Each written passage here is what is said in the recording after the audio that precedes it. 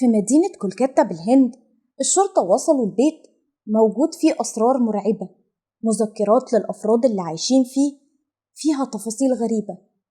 بتخرج من الأوض أصوات غامضة بصوت خافت. المفاجأة الأكبر، هياكل عظمية مخفية جوه أوضة من الأوض.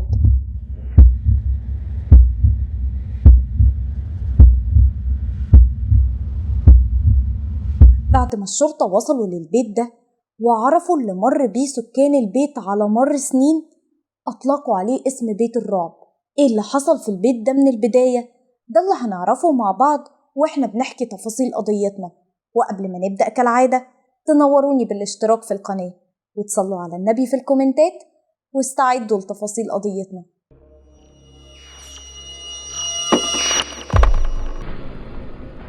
قضية النهاردة حصلت في الهند في مدينة كولكاتا. وقبل ما أخوض في تفاصيل القضية، عايزة بس أقول لكم إن مدينة كولكاتا أكتر مدينة زحمة في الهند. سكانها معروفين بتمسكهم بالعادات والتقاليد، وكمان ما بيسيبوش عيد أو مناسبة إلا لما بيحتفلوا بيه، وعلشان كده اتسمت كولكاتا بمدينة الفرح. وعلى الجانب التاني، كولكاتا مهددة بحدوث كوارث طبيعية طول الوقت، لأنها بتحتل المرتبة السابعة في التقييم العالمي لمخاطر الكوارث الطبيعية زي الزلزال والعواصف والفيضانات، وفيها أكتر من 18 مليون شخص معرضين للموت بسبب الكوارث دي. شوارع كولكاتا دايما زحمة وبينتشر فيها أكل الشوارع، وعلشان كده سكانها متعودين على الغبار والدخان اللي بينتج من مداخن المحلات وعوادم السيارات.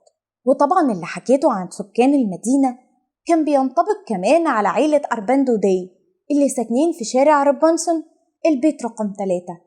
أربندو داي اتجوز أرتي وسكنوا في البيت ده سنة 1989.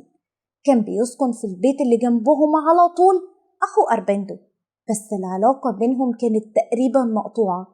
ممكن يسلموا على بعض كل سنة مرة، وده لو شافوا بعض بالصدفة. بيت أربندو كان جميل وكبير، وأرتي كانت بتتمنى تعيش لليوم اللي تشوف فيه ولادها وولاد ولادها كمان ساكنين فيه معاها، زيها زي أي عيلة هندية مترابطة. وفعلا خلفت أرتي بنتها ديبيجاني وبعدها ابنها بارسا، وكل ما يكبروا قدامها بيكبر معاها حلم العيلة الكبير. وعدت السنين وديبيجاني وبارسا حصلوا على البكالوريوس في التكنولوجيا، بس ديبيجاني درست بعد كده الموسيقى واشتغلت مدرسة موسيقى في إحدى مدارس كولكاتا. وبالنسبة لبارسا اشتغل بشهادته. وطبعا في الوقت ده جمعت تحقيق حلم أرتي وإنها تجوز ديبيجاني وبارسا، بس هي كانت مهتمة ببارسا أكتر لأن ده اللي هيسكن معاها في البيت ويكبر العيلة. ومع إن بارسا كان مطيع لوالده ووالدته، إلا إن المشاكل والجدالات ما بينه وما بين والدته زادت قوي في الفترة دي، لأنه ما كانش عايز يتجوز وما عندهوش إحساس إنه عايز يقرب من الجنس الآخر. فضل الوضع كده كتير لحد ما ماتت أرتي سنة 2015 وسابت جوزها وولادها يعيشوا بقى بالطريقة اللي تريحهم.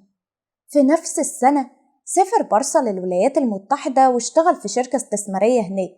وكمان ديبيجاني سابت المدينة واشتغلت في مدرسة في مدينة تانية، وكل واحد فيهم افتكر انه حقق حلمه.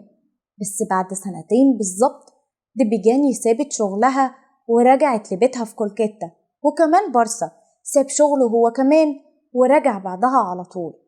وبقت العيلة ما عندهاش أي مصدر دخل، وعلشان كده أجروا الدور الأول في البيت وعاشوا من الفلوس اللي بتطلع لهم من الإيجار. بس كل سنة حال البيت كان بيتحول من سيء لأسوأ، وبقى محتاج توضيب وتجديد. وطبعا العيلة معهاش فلوس تصرف على البيت كل ده، وما بقاش حد بيأجر عندهم. وقتها وصل سن أربندو ل77 سنة، وديبيجاني 49 سنة، وبارسا 47. وبالوضع اللي بقت عليه العيلة حالهم كان صعب، وبقوا منعزلين عن الناس وما بيخرجوش من البيت تماما، وما بيتعاملوش غير مع الكلبين السود اللي عندهم اللي كانوا من فصيلة لبرادور. وقتها الكنيسة قررت تقف جنبهم، وموظف الأمن كان بيبعت لهم كل يوم وجبات الأكل في ميعاد معين. الوضع ده استمر حوالي 6 شهور، وبعدها الحال بقى أسوأ، وما بقاش حد من العيلة بيخرج يستلم الأكل من الموظف، وبيضطر يسيبهولهم على الباب لحد ما يخرجوا ياخدوه بقى براحتهم. وضع العيلة دي أثار الفضول لكل اللي يعرفهم، والناس ما كانوش عارفين هما إزاي عايشين ما بين الأربع حيطان دول، والبيت ده مخبي إيه. بس في يوم 11 يونيو بدأ سر البيت يتكشف لغز ورا لغز.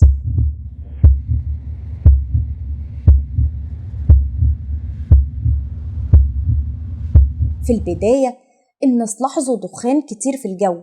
الوضع ده كان طبيعي بالنسبة لمدينة كولكاتا، بس اللي ما كانش طبيعي إن الدخان ده كله يخرج من شباك بيت، واللي هو بيت أربندو. الناس بلغوا الشرطة، وبسرعة رجال البوليس انتقلوا للبيت، ومن أول وصولهم فتح لهم بارسا، وما كانش يعرف إن في دخان خارج من بيته أصلا. رجال البوليس أول ما دخلوا البيت وقفوا لحظة كده بسبب شكله الغريب. كانت الشبابيك مقفولة والستاير نازلة عليها، والتراب مغطي كل جزء في البيت كأنه مهجور، وكل ده غير الأصوات الخافتة واللي مش مفهومة اللي بتخرج من الأوض. ولما سألوه عن الأصوات دي بارسا قال لهم إنها تراتيل إنجيلية. وقتها رجال البوليس رجعوا يركزوا هدفهم على مصدر الدخان اللي خارج من البيت، ووصلوا إنه خارج من الحمام الكبير اللي في الدور العلوي، ولقوا باب الحمام ده مقفول من جوه. ولما كسروه دخلوا لقوا أربندو جوه البانيو بيتحرق، وجنبه إزازة بنزين فاضية. وبعد ما سيطروا على الحريق لقوا في الحمام جواب من أربندو بيقول فيه إنه هيغادر العالم ده بإرادته، ومحدش يتحمل اللوم على اللي هو عمله. ووجه كلامه على بارسا علشان محدش يتهمه في الجريمة اللي حصلت. وبعد التحقيق تم إثبات إن الخط اللي موجود في الجواب خط أربندو فعلا. وكمان حالة بارسا كانت صعبة قوي، وكان زعلان جدا على فراق والده. وقتها الشرطة أمرت بإزالة جثمان أربندو من البانيو وأمروا بدفنه. وعاش بارسا في البيت، وحددوا له ميعاد فحص اجتماعي بسبب اللي مر بيه. وبعد كام يوم بدأت لجنة الفحص تتردد على بيت بارسا، ولاحظوا إن تصرفاته غريبة، بيحاول دايما يهرب منهم وبيتجنب أي تعامل مع الشرطة، وكمان مش بيسمح لهم يدخلوا أي مكان في البيت غير أوضة واحدة بس. في الوقت ده كانوا رجال الشرطة بيفكروا هو ليه أربندو في جوابه وجه كلامه لبارسا بس واتجاهل دبيجاني، وسألوا نفسهم هي فين دبيجاني وفين الكلبين اللي عايشين معاهم في البيت، وليه مش بيشوفوا حد غير بارسا. الأسئلة دي كانوا ناويين يسألوها لبارسا، بس قبل ما يستدعوه لجنة الفحص الاجتماعي بلغوا الشرطة إن تصرفات بارسا في البيت مريبة وغريبة، وأكيد البيت ده فيه لغز.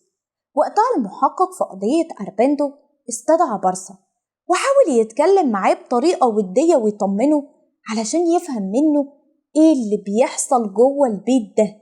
الغريب إن بارسا ما قالش غير جملة واحدة بس، وهي إنه عمل حاجة القانون هيعتبرها جريمة، بس هو عملها بدافع الحب. المحقق في القضية عرف إن الجملة دي وراها مصيبة، وعلشان كده اتحفظ على بارسا وأمر 2 ضباط بتفتيش بيته، وفعلا وصلوا للكارثة اللي موجودة في البيت. الضباط في البداية شموا ريحة وحشة جدا خارجة من أوضة بارسا، ولما دخلوها لقوا على الأرض كمية كبيرة من الأكل اللي كان على درجات متفاوتة من التحلل، وعلى آخر السرير هياكل عظمية الكلبين، وفي نص السرير مجموعة من العظام البشرية ملفوفة في هدوم بطريقة منظمة.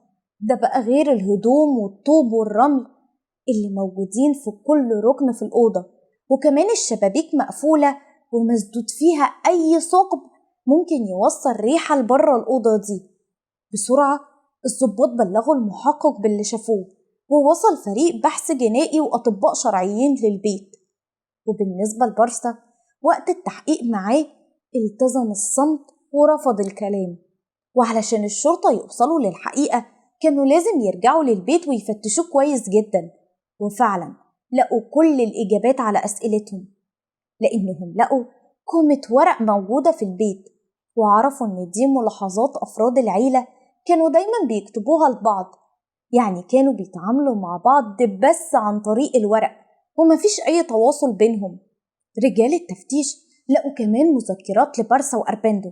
مذكرات بارسا ما كانتش مفهومة قوي، كأن اللي بيكتبها كان مختل نفسيا، بس اللي كان واضح فيها إن بارسا بيحب أخته بطريقة مختلفة عن حب أي أخ لأخته.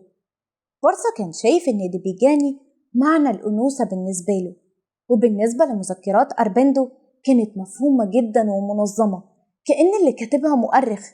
حكى أربندو إن من سنة الكلبين اللي عندهم ماتوا واحد ورا التاني، وديبيجاني كانت بتحب الكلاب دول زيادة عن اللزوم، ودخلت في حالة اكتئاب بعد وفاتهم، ومنعت الأكل تماما على اعتقاد منها إن كده ممكن الكلاب ترجع للحياة تاني. ورغم كل اللي بيحصل ده، قال إن هو وبارسا ما حاولوش يتدخلوا في اللي بيحصل. ومن 6 شهور ماتت ديبيجاني، وبارسا ما قدرش يتقبل فكرة رحيلها، وسابها على السرير في أوضته وجنبها الكلاب اللي كانت بتحبهم، وكان بيقدم لهم الأكل كل يوم وبينام جنبهم على نفس السرير. وشغل التراتيل الإنجيلية في البيت لأنه اعتقد إنهم بيمروا بلعنة، وكان عنده أمل إن التراتيل تزيل اللعنة ويصحى في يوم يلاقي ديبيجاني رجعت للحياة. في الأثناء دي ظهر تقرير الطب الشرعي وقال إن ديبيجاني ماتت بطريقة طبيعية وما فيش أي شبهة جنائية في وفاتها.